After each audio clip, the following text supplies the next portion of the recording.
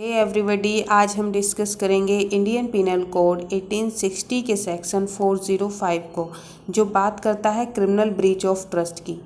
Criminal breach of trust में जब कोई एक व्यक्ति अपनी प्रॉपर्टी ट्रस्ट करके, भरोसा करके किसी दूसरे व्यक्ति को किसी खास उद्देश्य के लिए दे देता है, उसके पोजीशन में दे देता है, और वो दूसरा व्यक्ति उस प्रॉपर्टी का मिसएप्रोप्रिएशन कर लेता है, खुद के यूज़ में ले लेता है उसको डिसऑनेस्ट तरीके से, तो उसने क्या किया है? क्रिमिनल ब्रीच ऑफ ट्रस्ट किया है। फॉर एग्जांपल, जैसे कोई ए है, वो अपने फ्रेंड बी को 10-15 दिन के लिए जाता है, विद फैमिली टूर पर जाता है, तो अपनी कार उसको देकर जाता है बी को कि इसका ध्यान रखना। तो बी जो है उस कार को सेल कर देता है और जो पैसे आते हैं उसे यूज़ में ले लेता है। तो यहाँ पर बी ने क्रिमिनल ब्रीच ऑफ ट्रस्ट किया है। फॉर एग्ज़ाम्पल, जैसे कि कोई फ्रेंड है और वो बैंक में पैसे जमा करने जाता है, तो दूसरा फ्रेंड बोलता है कि भाई मेरे पास टाइम नहीं है, तुम मेरे पैसे भी जमा कर देना, तो उसको 10,000 रुपये दे देता है। तो जो उसका फ्रेंड है वो 10,000 रुपये जमा ना करके उन्हें खुद के यूज़ में ले लेता है, तो यहाँ पर उसने क्रिमिनल ब्रीच ऑफ ट्रस्ट किया है। तो हम देखेंगे बेयर एक्ट की लैंग्वेज में section 405, whoever being in any manner entrusted with property.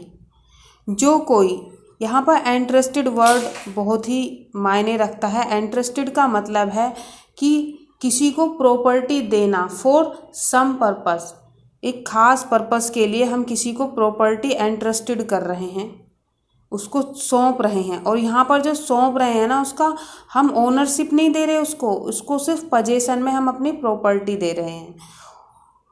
और यहाँ पर जो प्रॉपर्टी है, प्रॉपर्टी वर्ड में मूवेबल और इमूवेबल दोनों तरह की प्रॉपर्टी आ जाएंगी। और with any dominion over property, या हम इंटरेस्ट नहीं कर रहे प्रॉपर्टी के ऊपर, डोमिनियन का मतलब है कि उसके ऊपर, प्रॉपर्टी के ऊपर उसका कंट्रोल है किसी पर्सन का। जैसे कि कोई एक प्रिंसिपल है, वो अपने एजेंट को ये ऑथोरिटी दे देता है कि आप मेरे जो बैंक अकाउंट है उससे ट्रांजैक्शन कर सकते हो, तो उसने पोजीशन में ही नहीं दिए जो रुपए थे, जो बैंक में उसके अकाउंट में जो रुपए हैं, लेकिन उसने उसको ऑथोरिटी दे दी। तो एक तरह से उसने कंट्रोल दे दिया, उसको पावर दे दी है उस प्रॉपर्टी के ऊपर। डिसऑनेस्टली मिसएप्रोप्रिएट्स और converts to his own use. तो डिसऑनेस्टली मीन्स जो हमारा सेक्शन 24 में बताया गया है, डिसऑनेस्टली मिसएप्रोप्रिएट्स करता है, उसका गबन करता है प्रॉपर्टी का, या उसको कन्वर्ट कर लेता है। कन्वर्ट्स का मतलब कन्वर्जन कर लेता है उस प्रॉपर्टी को खुद के यूज़ के लिए। तो यहाँ पर उसने क्या किया है? उसने क्रिमिनल ब्रीच ऑफ ट्रस्ट किया है, या उसने डिस्पोज कर लिया है उस प्रॉपर्टी को in violation of any direction of law prescribing the mode in which such trust is to be discharge, या जो लॉ के द्वारा जो प्रिस्क्राइब किया गया था, जो मैनर प्रिस्क्राइब किया गया था, उसने उसका वॉयलेशन कर दिया है। फॉर एग्जाम्पल, कोई ए है, वो अपने एडवोकेट से बोलता है कि मेरी जो वो है, वसीयत करता है कि आप उसको इस मैनर बता देता है लॉ में कि इस तरीके से आप इसको एग्जीक्यूट करा देना। तो ए की डेथ के बाद वो उसकी जो वसीयत है उसको एग्जीक्यूट कराता है, लेकिन जो उसने जो मैनर दिया है कि जो मेरे सभी बच्चे हैं उनको बराबर बराबर बांटना है सारा, लेकिन उसका कोई प्रॉपर्टी का एक पार्ट वो खुद के यूज़ के लिए मिसएप्रोप्रिएशन कर लेता है। जो लॉ ने जो प्रिस्क्राइब उसने डायरेक्शन दिए उसके अनुसार नहीं करता है। एनी लीगल कॉन्ट्रैक्ट एक्सप्रेस और इम्प्लाइड, या कोई ऐसा लीगल कॉन्ट्रैक्ट है, उसका कोई चाहे एक्सप्रेस हो चाहे इम्प्लाइड हो, उसको उस मैनर में एग्जीक्यूट नहीं किया जाता। Which he has made touching the discharge of such trust or wilfully suffers any other person so to do commits criminal breach of trust. तो जैसे फॉर एग्जांपल, कोई ट्रक है, ट्रक में हमारे गुड्स हैं, हम उसको क्या करते हैं कि उससे बोलते हैं कि इनको मेरठ पहुंचा दो, घर का एड्रेस भी दे देते हैं, लेकिन वो क्या करता है? तो यहाँ पर जो ट्रक में जो हम माल पहुंचा रहे हैं, कहीं ना कहीं एक तरह से एक्सप्रेस या इम्प्लाइड कॉन्ट्रैक्ट होता है, और उसका ब्रीच कर देता है। वो मेरठ ना जो एड्रेस दिया है उस पर ना पहुंचा के उसको प्रॉपर्टी को खुद यूज़ कर लेता है, तो उसने जो है यहाँ पर क्रिमिनल ब्रीच ऑफ ट्रस्ट किया है। तो क्रिमिनल ब्रीच ऑफ ट्रस्ट में कहीं ना कहीं जो कॉन्ट्रैक्ट भी होता है, चाहे इम्प्लाइड हो चाहे एक्सप्रेस हो, और जो भी इस तरह से वॉयलेशन करता है उसका, तो उसने क्रिमिनल ब्रीच ऑफ ट्रस्ट किया है। जिस व्यक्ति को वो प्रॉपर्टी जो है इंटरेस्ट की जाती है, वो उसका डिसऑनेस्ट मिसएप्रोप्रिएशन कर लेता है, कन्वर्जन कर लेता है खुद के यूज़ के लिए, तो उसने वॉयलेशन किया है। जो भी प्रॉपर्टी आपको इंटरेस्टेड की गई थी या डोमिनियन में आपको दी गई थी, तो डिसऑनेस्ट इंटेंशन का होना यहाँ पर बहुत ज़रूरी है।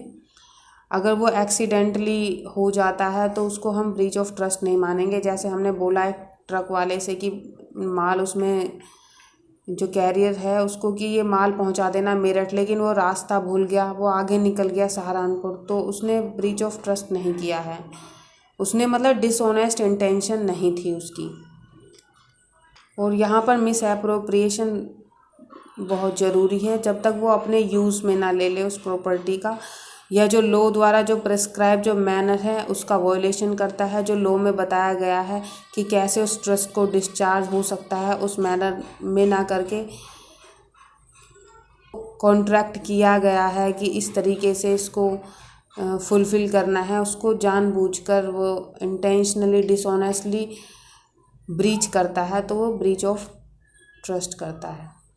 फॉर एग्ज़ाम्पल कि कोई ए है, वो अपने दोस्त बी से बोलता है कि मैं हर महीने तुम्हें जो है पैसे जो है ट्रांसफ़र करता रहूँगा, पहुँचाता रहूँगा, और तुम जो है शेयर ख़रीद लेना किसी कंपनी के।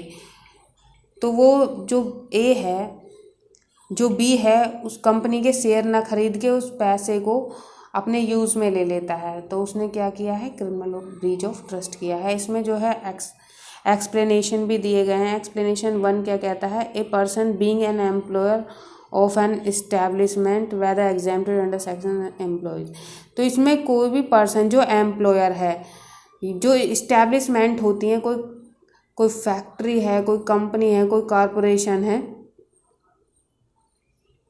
कुछ भी है, तो वहाँ पर जो एम्प्लॉयज़ हैं उनके जो प्रोविडेंट फंड है, जो पीएफ है, या इस एक्ट के अकॉर्डिंग जो डिडक्ट करता है, जो एम्प्लॉयर है वो डिडक्ट करता है एम्प्लॉयज़ के जो कंट्रीब्यूशन कर रहे हैं वो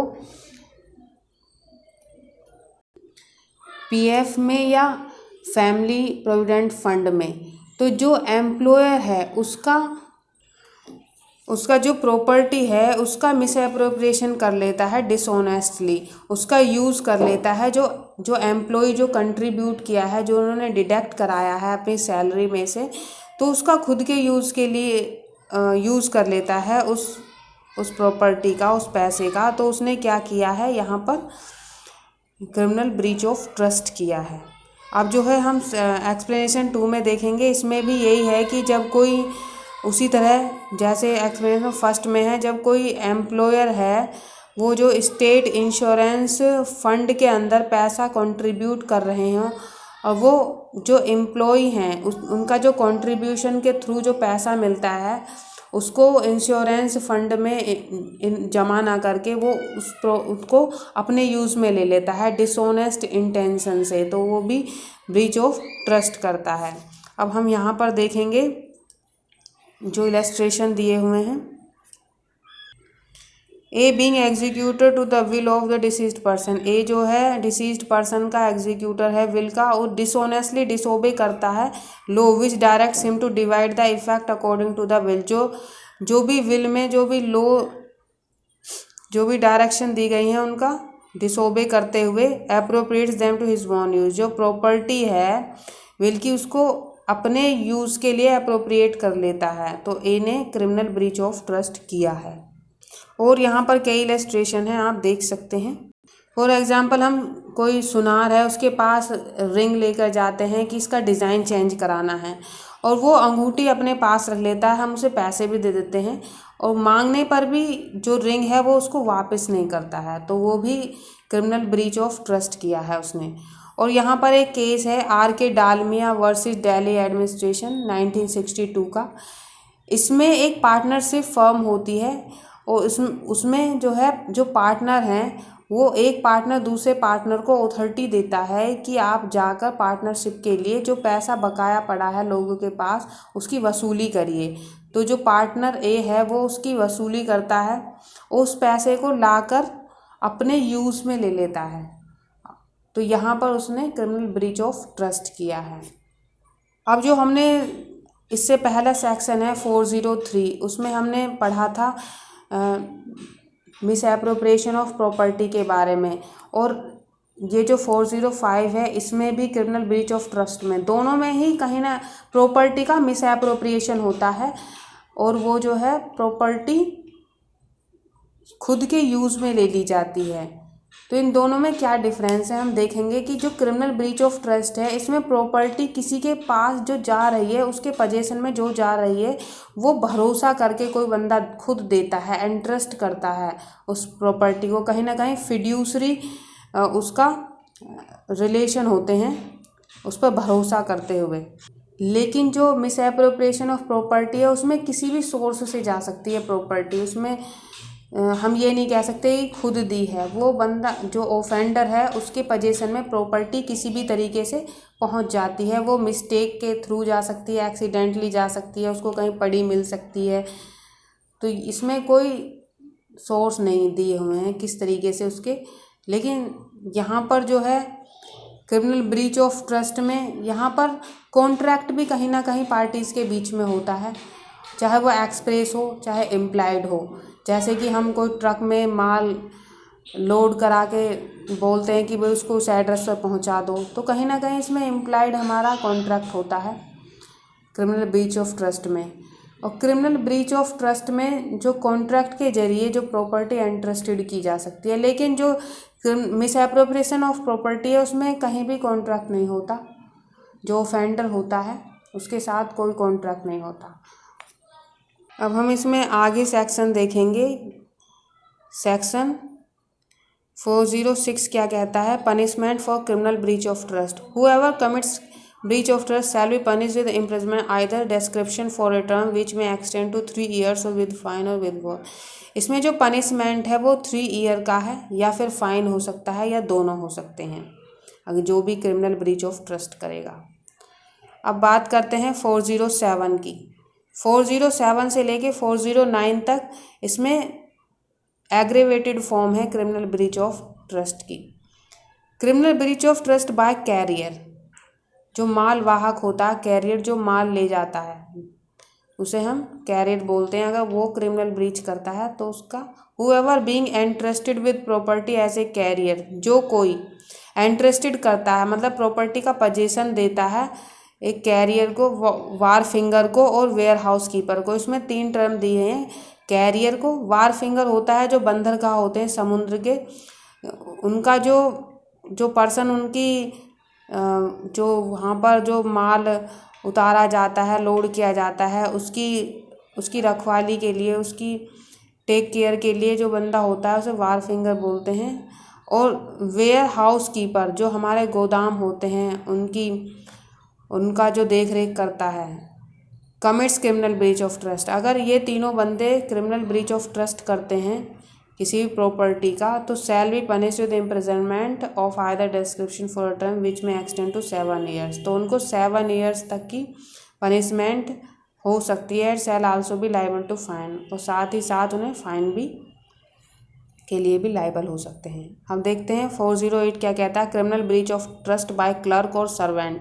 अगर criminal breach of trust servant के द्वारा किया जाता है या क्लर्क के द्वारा किया जाता है। सर्वेंट जो होता है अपने जो मालिक होता है उसके कंट्रोल में काम करता है, उसके डायरेक्शन में काम करता है। हुएवर जो कोई बीइंग ए क्लर्क होते हुए या सर्वेंट होते हुए और एम्प्लॉयड एज ए क्लर्क और एज ए सर्वेंट, जो इस तरह से एम्प्लॉयड किया गया है क्लर्क को या servant and being in a manner entrusted in search capacity with property, और इस कैपेसिटी में उनको कोई प्रॉपर्टी एंट्रस्टेड की जाती है, उनके पोजीशन में दी जाती है, और with any dominion over property, या फिर उनके डोमिनियन में होती है, उन्हें अथॉरिटी दी जाती है, उस प्रॉपर्टी पर कंट्रोल होता है उनका। Commits criminal breach of trust in respect of that property, उस प्रॉपर्टी के रेस्पेक्ट में अगर वो क्रिमिनल ब्रीच ऑफ ट्रस्ट करते हैं तो उन्हें पनिशमेंट दिया जा सकता है, जो कि 7 साल तक हो सकता है, और वो साथ ही साथ फाइन के लिए भी लायबल हो सकते हैं। 409 में क्या है, criminal breach of trust by public servant.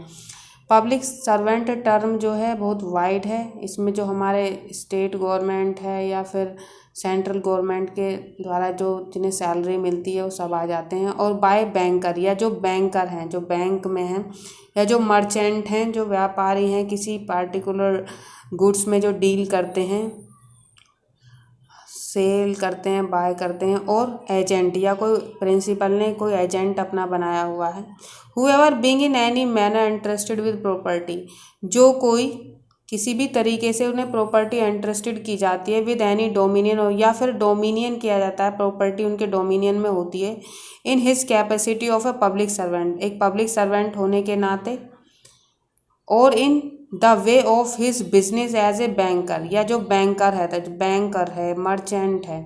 Banker means जैसे कि हम बैंक में पैसा जमा करने गए और जब बैंक के मैनेजर हैं हमारे, वो साइन वगैरह सब जानते हैं अच्छे से, तो वो क्या करते हैं, उन्होंने क्या, जो बैंक मैनेजर है या कोई भी बैंक का एम्प्लॉय है, उसने हमारे साइन को कॉपी करके और हमारा जो बैंक अकाउंट है उसमें से पैसे निकाल लेता है, तो एक तरह से वो यहाँ पर आ जाएगा।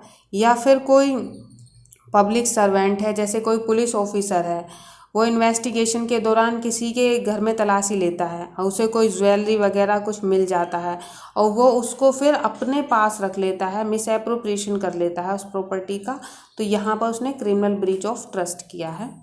या कोई मर्चेंट है, या कोई फैक्टर, ब्रोकर है, अटॉर्नी है, या कोई एजेंट है, किसी प्रिंसिपल ने उसके एजेंट होने के नाते कोई प्रॉपर्टी उसको दी और उसने क्या करा, उसका मिस एप्रोप्रिएशन कर लिया, खुद के यूज़ में ले लेता है उसका, तो उस जो कमिट करता है criminal breach of trust in respect of that property, अगर इन जो प्रॉपर्टी उनको दी गई हैं उनके रेस्पेक्ट में ब्रीच किया जाता है, क्रिमिनल ब्रीच ऑफ ट्रस्ट किया जाता है, तो उनको पनिश किया जा सकता है लाइफ इम्प्रिजनमेंट। देखिए यहाँ पर जो इम्प्रिजनमेंट है वो आजीवन कारावास हो सकता है उनको, और जो है imprisonment of either describe for term which may extend to 10 years, और 10 साल तक के लिए भी हो सकता है, और साथ ही साथ फाइन भी होगा। तो ये बहुत ही ज़्यादा ग्रेव हो जाता है, क्योंकि यहाँ पर हम ट्रस्ट के साथ, पूरा ट्रस्ट होता है, हम उनको खुद जो है एम्प्लॉय करते हैं उनको। तो यहाँ पर हमने जो है क्रिमिनल ब्रीच ऑफ ट्रस्ट पढ़ा, CBT हमारा कंप्लीट हो चुका है।